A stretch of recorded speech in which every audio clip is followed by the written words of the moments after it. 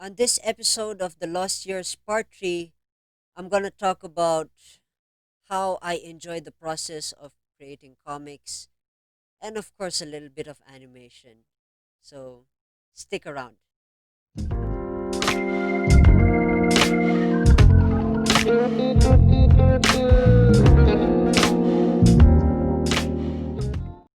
Hey, folks, welcome back to The Rajiv Show, and I'm your host, Rajiv Doreswamy. And this show, I want to reach out to those who are currently struggling in life and to remind you that life is indeed beautiful when you're inspired to make it your own.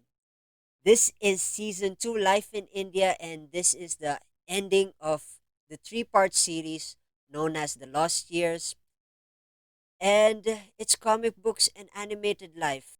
But before we get into this episode, I just want to remind you, if you're watching this on YouTube, don't forget to hit subscribe and click that notification bell for every time my new episode is published.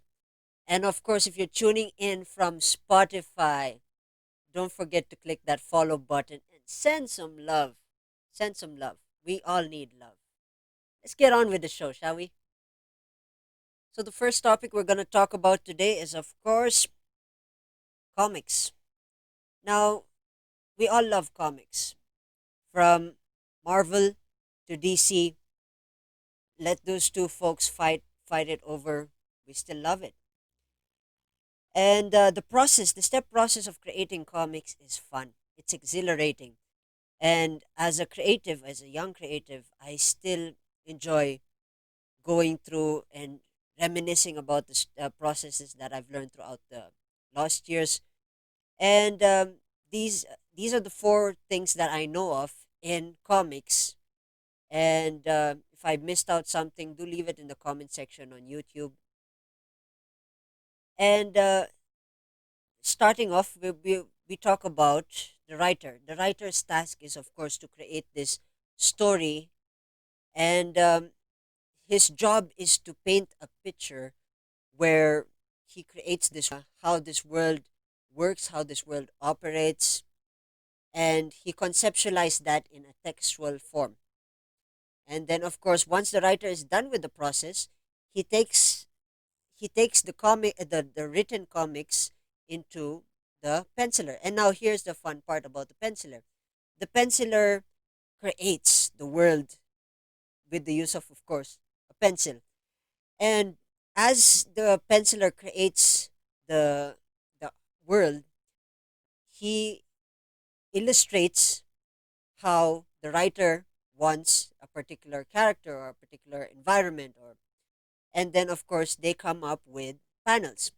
So there are different standards to how comic book are made. Some people they use a huge vellum board, and some people use short bond paper. It depends on what medium you are using it.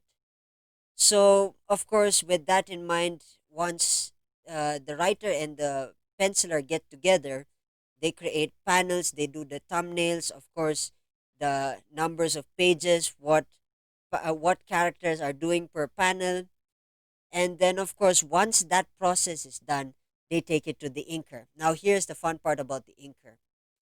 The inker creates the outlines for the character.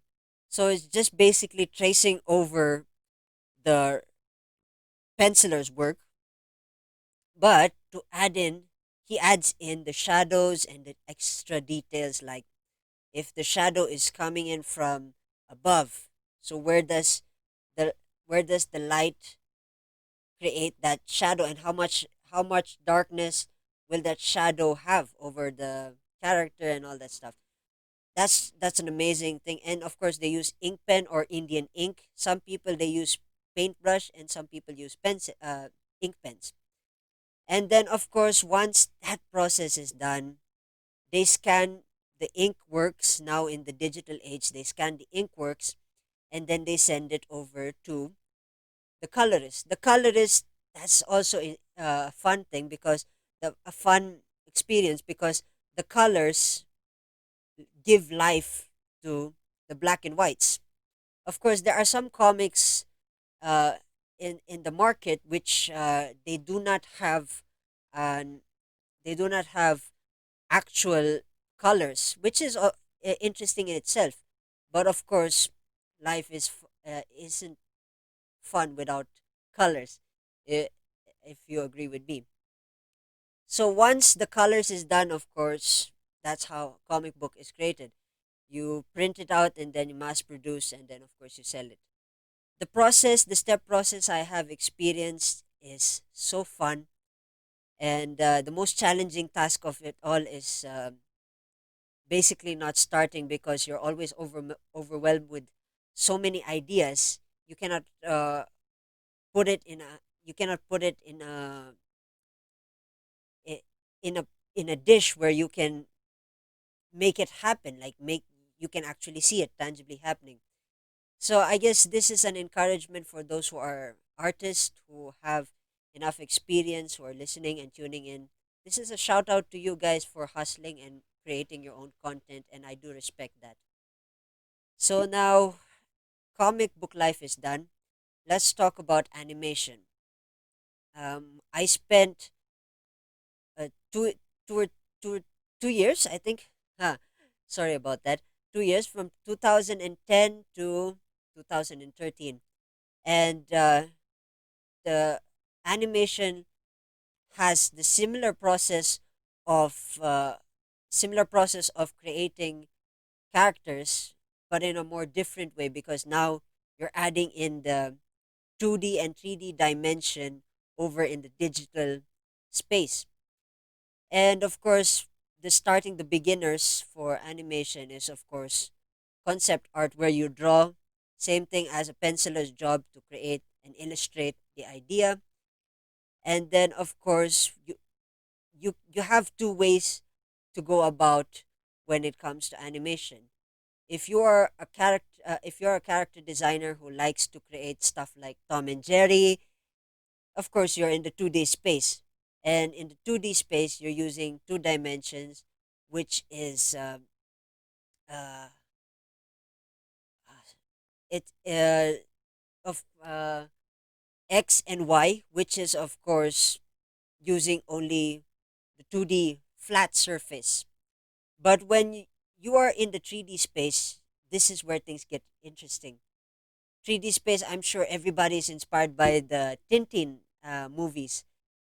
That is 3D, and of course with the Avengers and all the other VFX, that is also 3D, but that is more uh, grand, more technically difficult thing. Now I'm just talking about the basic stuff.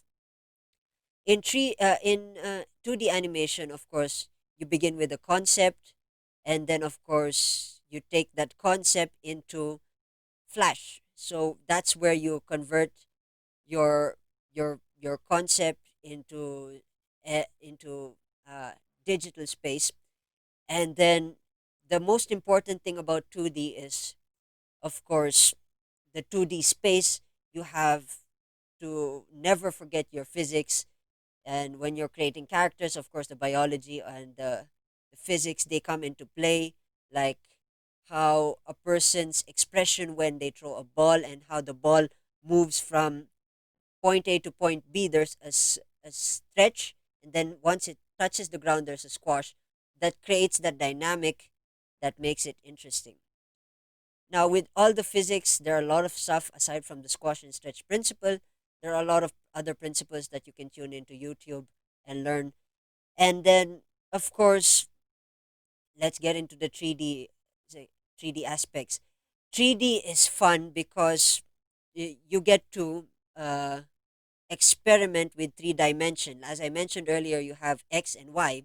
In 3D, you have X, Y, and Z. So if you have two lines, if you're visualizing the graph, if you've done statistics, the graph, you have X and Y. Z is the line that falls away from X and Y, which creates that third dimension. If you understand what I'm saying, uh, thank you. And that third dimension is what creates that dynamic, and that's how you come up with animated objects. And the process, of course, as usual, is concept art through sketch. And then, of course, you take that to a modeler who creates the character and fleshes it out. And just like uh, just like taking a clay, you create this beautiful model, and then you have the model, and that's just another part of animation. Now, once you're done with that, you hand it over to the texture guy. I don't know what they're called, but they add textures to the model. So let's say you created a male model, or a male model, of course, with the details like the jacket, the color of the jacket, the stripes of the jacket. Of course, the texture guy adds the texture to the character, and of course the skin color, the hair color, all basing it from the sketch, the concept art. And then once the texture is done, they add bones, and then they add the ligaments. It's interesting. It's like creating a human being out of scrap, out of digital scrap interface, which is pretty cool. And then once you're done with the bones and the muscles and the features, that's where you come up with the final 3D animated character. So 3D also falls into another area, which is the environment, which is another job for concept arts as well.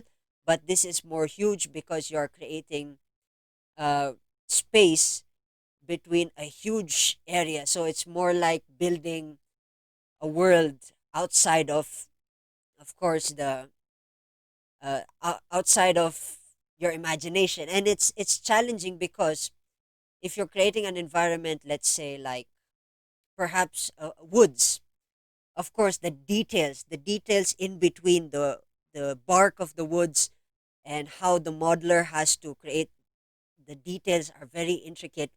And then the leaves, and the falling, if there are falling leaves, and then that's the beauty of why animation is such an awesome experience that you should try if you are getting into animation. So those are the two things that I want to talk about: comics and animation life. And it's a fun experience. It's the longest relationship that I've had, and of course, the life lessons that I learned from drawing is, of course, the basic rule of all is be patient with yourself, improve, criticize yourself, but use that as a fuel to improve on your craft. Hey, folks, I just want to add into this wonderful episode a plug for my blog where I talk about the life lessons you can learn in art. It's a short read, and it would be nice for you to check it out. I'll leave the link in my YouTube channel, and I hope you enjoy it, and I hope you can share this with your friends, because I do like to encourage creative folks, young creative folks, to keep creating their craft, and I want to encourage them to be inspired to do what they love.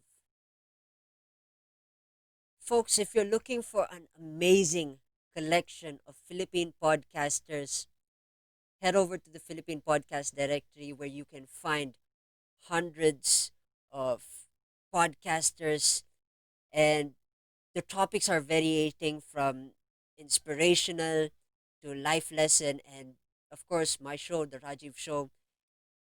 And I hope you enjoyed this episode. I will see you in the next episode. Stay safe, folks. Cheers.